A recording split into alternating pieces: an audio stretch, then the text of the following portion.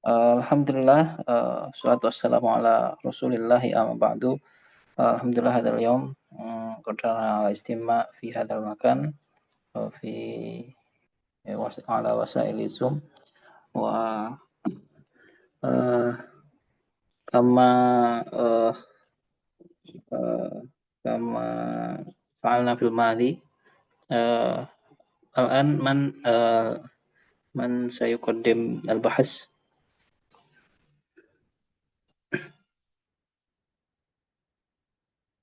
Ya, untuk pertemuan hari ini siapa yang pembahasannya siapa? Apaan Ustaz? Ana sama Ahya, Ukhti Ahya Nurfaza. Ya, apa judulnya? Judulnya Al-Mushtaraku, Al-Mutadadu, dan Al-Mutaradifu. Nah, ya sebenarnya saya kasih pengantar sebentar ya.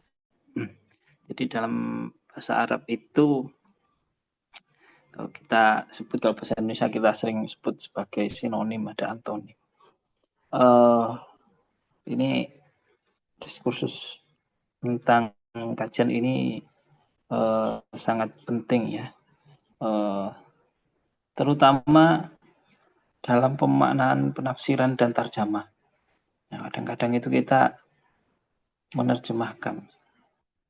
Ya, saya tidak sebut, ada beberapa ustadz itu yang dia kajian bahasanya itu tidak, mungkin karena tidak punya background kajian bahasa ya, tidak belajar fikih lughah ya. Nah, itu hanya menerjemahkan secara tekstual ya, tidak paham tadutnya seperti apa, mustaruknya seperti apa. Jadi lafadz-lafadz dalam bahasa Arab itu sangat penuh dengan makna, kaya dengan makna. Jadi nanti kita akan bahas lebih lanjut setelah yang akan dijelaskan nanti. Contoh-contohnya oleh Mas siapa tadi Sapri, yang presentasi? Mas Sapri. Apri. Nah, Mas Sapri ya, nanti insya Allah dijelaskan. Nah, nanti kawan-kawan bisa tanya ya ke Mas Sapri ini, insya Allah wah sudah berhari-hari menyusun materi ya. Ya silakan Mas Sapri, waktu dan tempatnya silakan. Nah, Ustaz.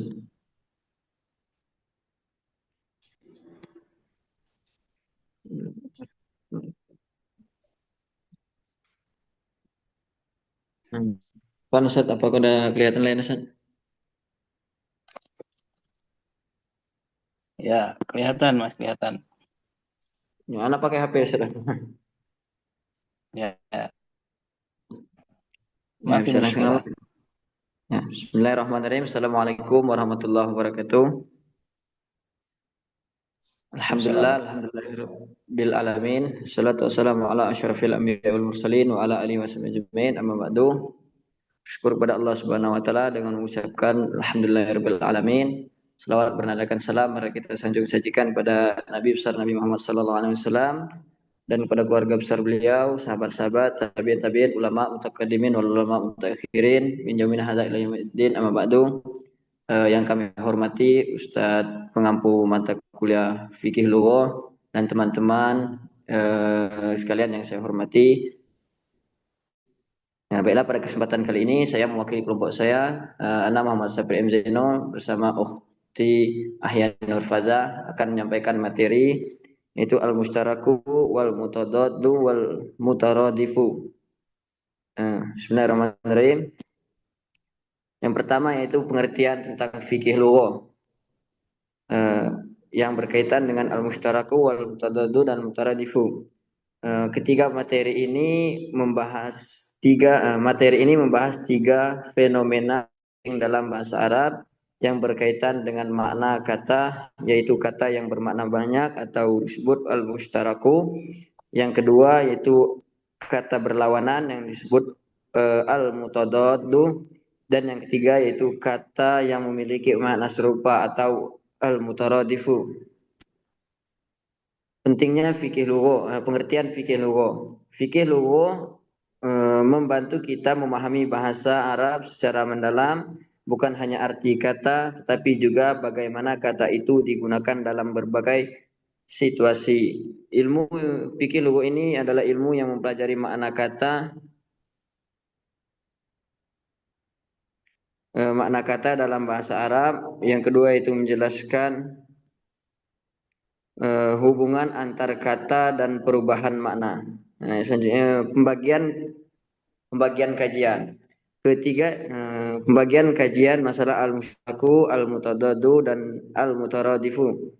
Ketiga istilah ini menjelaskan bagaimana satu kata bisa memiliki banyak makna, makna yang berlawanan atau beberapa kata yang memiliki makna yang serupa.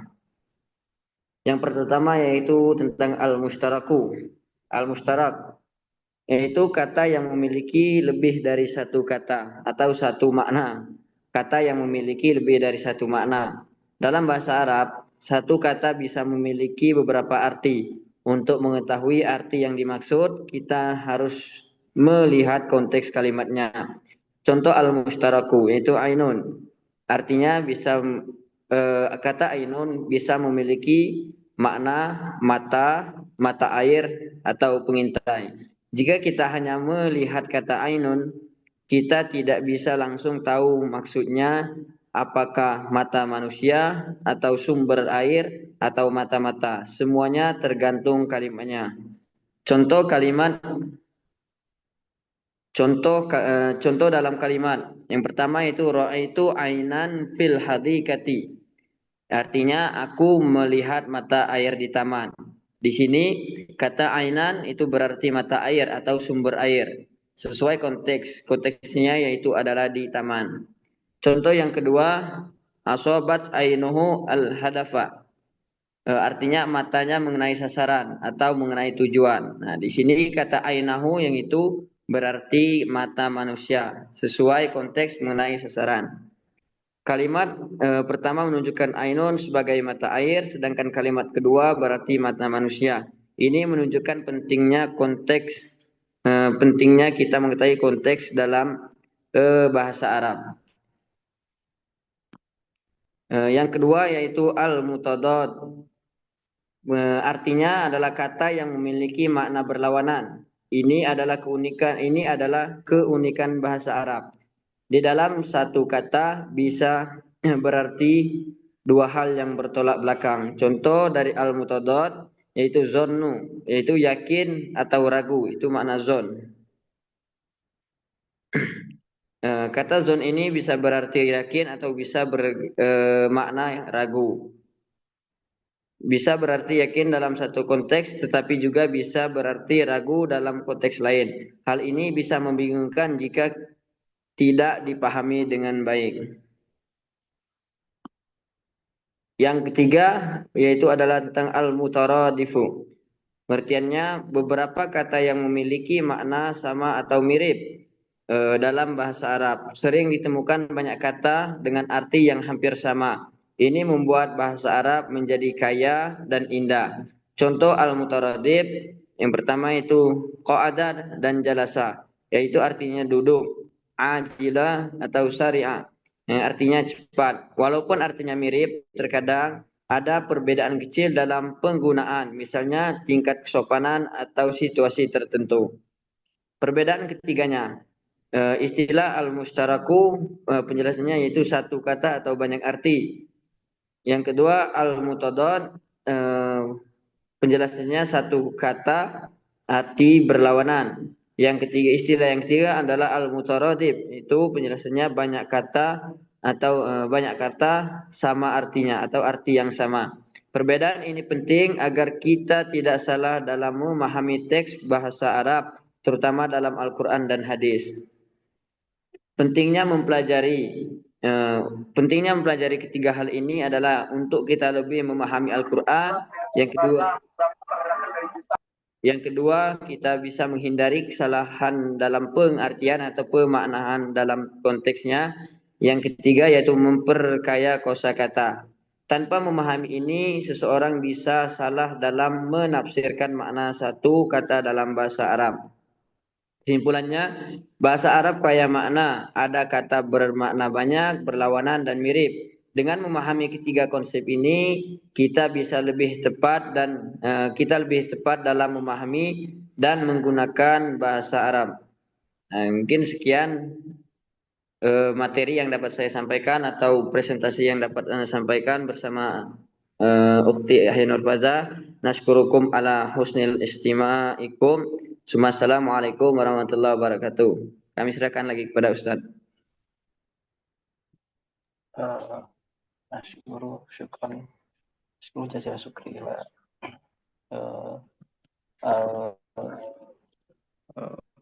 mutakallim hadal yawm walan aminkum fi minkum man yudai yas'al, ada pertanyaan enggak? Saya banyak ya, soalnya ini saya kira banyak hafidhah semua, dan di Quran itu banyak sekali pertanyaan-pertanyaan. Ya silakan, ya kalau ada yang bertanya ya.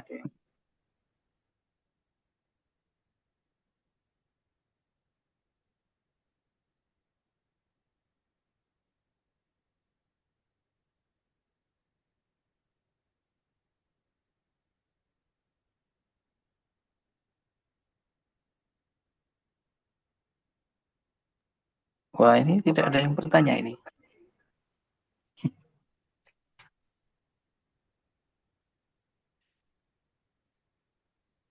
Oh, ya kalau ada yang bertanya ini saya yang bertanya ini. Ya, saya dulu pernah ini dulu ya, ini revise dulu. Jadi kebetulan hari ini saya di rumah sakit ya.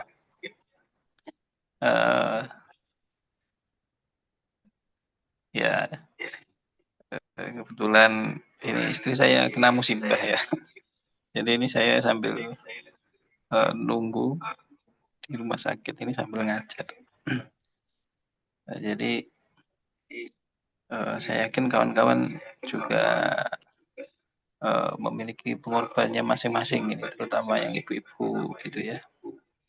Bapak-bapak juga ini. Nah,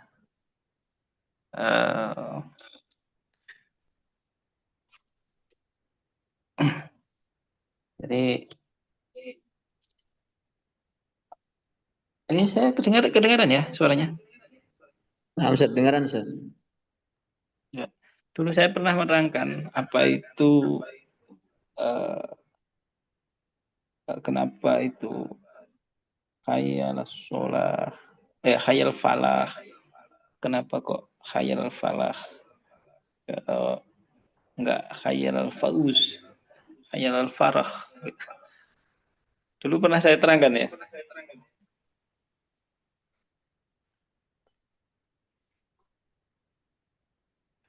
Ya, syafa Allah, semoga lekas membaik untuk istri Ustaz ya, amin. Amin. Ya, dulu sudah pernah saya terangkan belum? Sepertinya belum. Jadi saya itu sering lupa ini ya. Jadi mungkin saya perlu menuliskan ya. Jadi memang al ilmu bil qaidi, apa itu? Lupa saya maksudnya. Jadi ilmu tanpa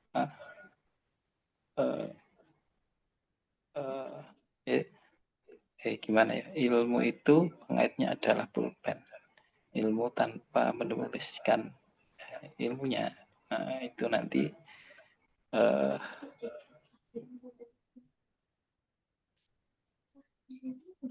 ikatlah ilmu dengan menulis ya. Ya, jadi itu di dalam mahfuzat itu dikatakan kalau ilmu itu tidak ditulis itu ya seperti mengembala domba tidak dicencang. Dicencang itu apa ya? Apa ya? diikat ya, tidak diikat ya pasti lari itu nanti. Nah, itu.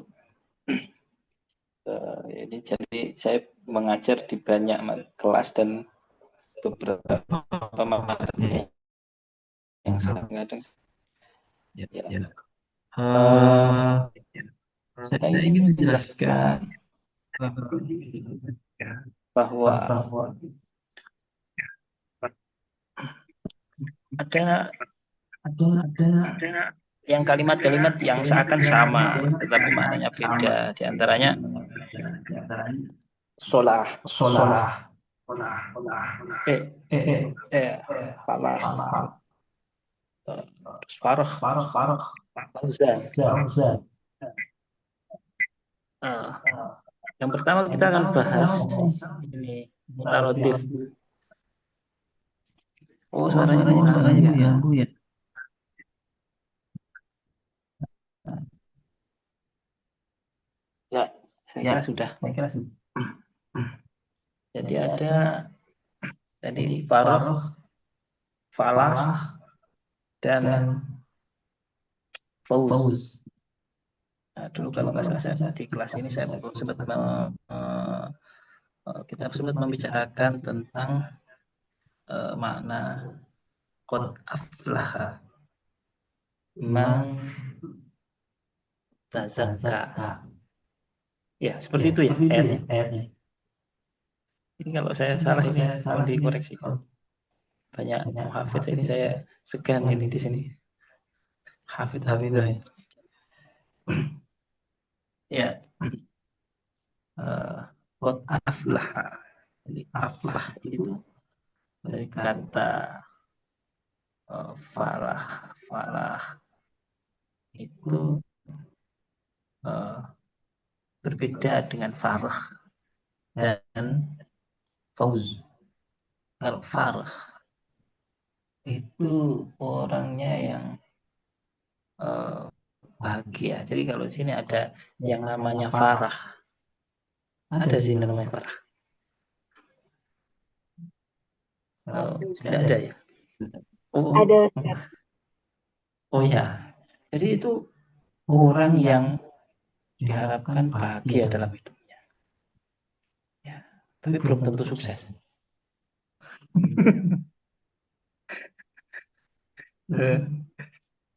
Ya, kebalikannya. Ada namanya Fauz, Fauzan, Faizin, apalagi turunan kalimatnya. Ada namanya Fauzan, Faizin. Nah, kalau ada itu, ya itu namanya orang yang diharapkan sukses dalam kehidupannya. Nah, tapi belum tentu bahagia. Pilih mana? Pilih yang orang yang sukses tapi tidak bahagia atau orang yang bahagia tapi tidak sukses?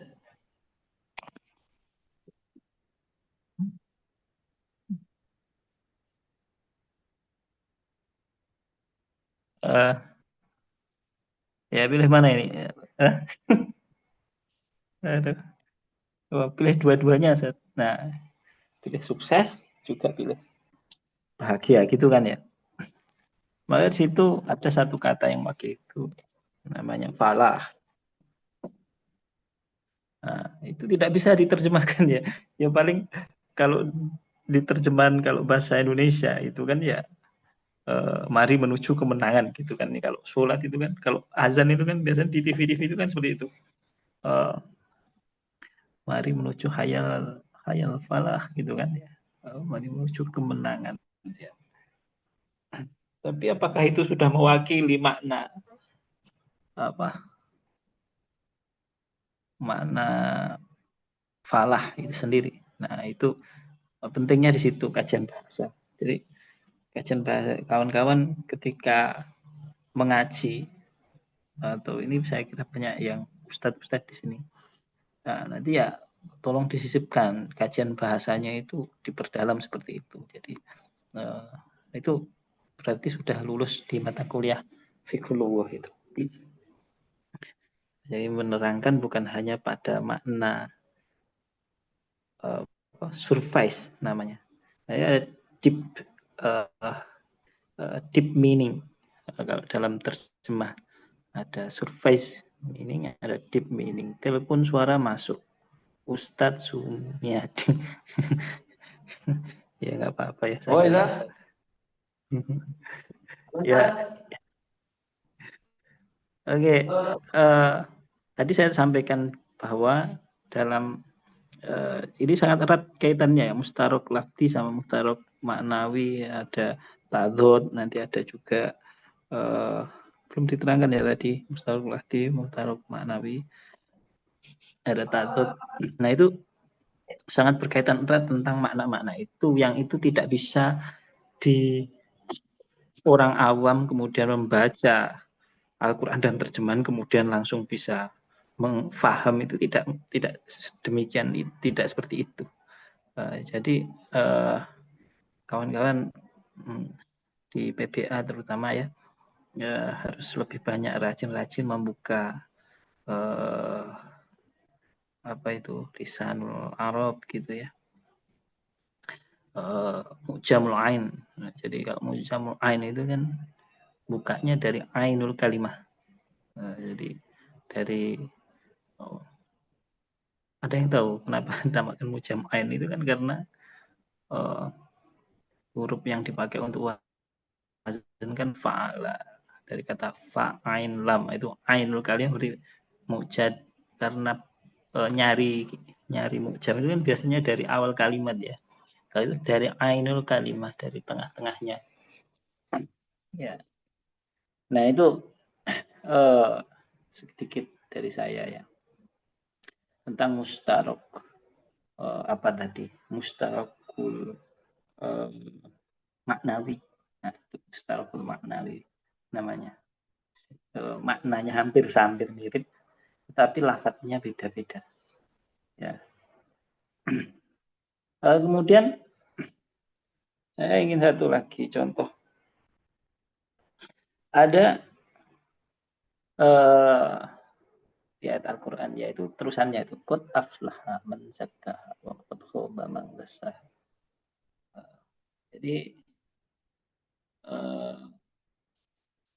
nanti di dalam kajian tafsirnya yang lebih mendalam, nanti akan bertemu dengan beberapa istilah, yaitu ada kolbun. Jadi orang itu apa, kalau dalam hadis apa itu hadisnya itu di Arba'in Nawawi itu ya, idza fasadat kullaha wa idza salahat kullaha gitu ya, ala wahya al-qalb gitu ya. Jadi dalam diri manusia ada mudghah, itu kalau bersih seluruhnya bersih, seluruh badannya, seluruh jiwanya. Kalau dia kotor seluruh tubuhnya kotor, seluruh jiwanya. Itu namanya al-qalb. Nah, kata kolbun ini nanti akan mendapat banyak ini ya, banyak mustarok nanti ya.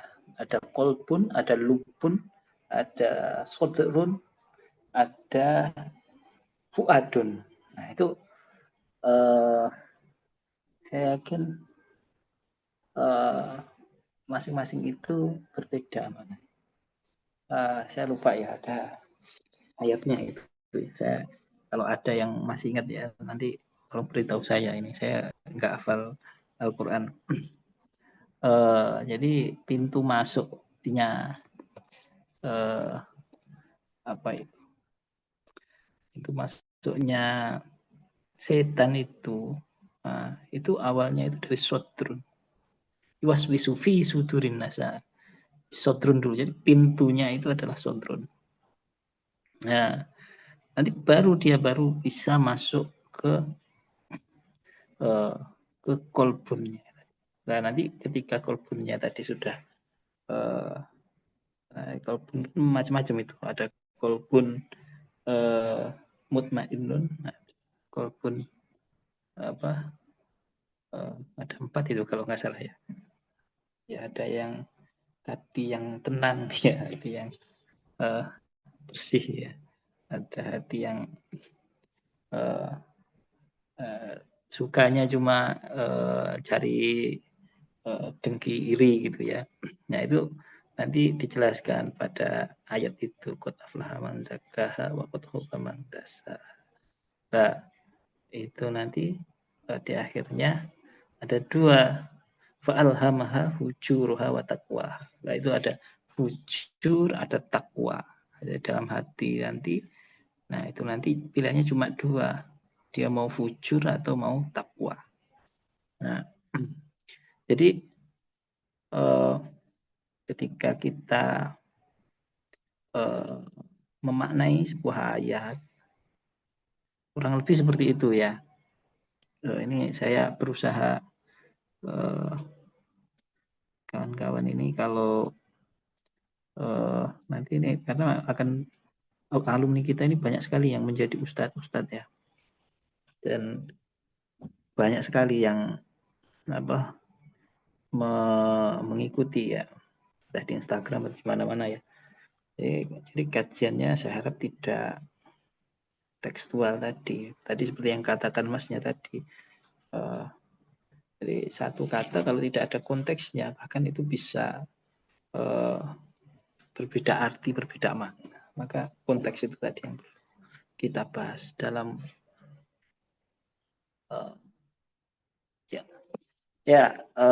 itu mungkin dari saya sedikit ya. Dari saya ini kebetulan saya ini mohon maaf ya, ini saya besok kita ini ya, saya nggak tahu nih setiap saya masuk kelas ini kok ini kegiatan saya banyak sekali ya. Ya besok kita lanjutkan mungkin. Demikian dari saya. Aku qouli hadza astaghfirullahi wa amni. Assalamualaikum warahmatullahi wabarakatuh. Waalaikumsalam warahmatullahi wabarakatuh. Jazakumullahu khairan Ustaz. Ya, impuls. Ya, Bisa paham Ustaz buat istrinya Ustaz. Ustaz.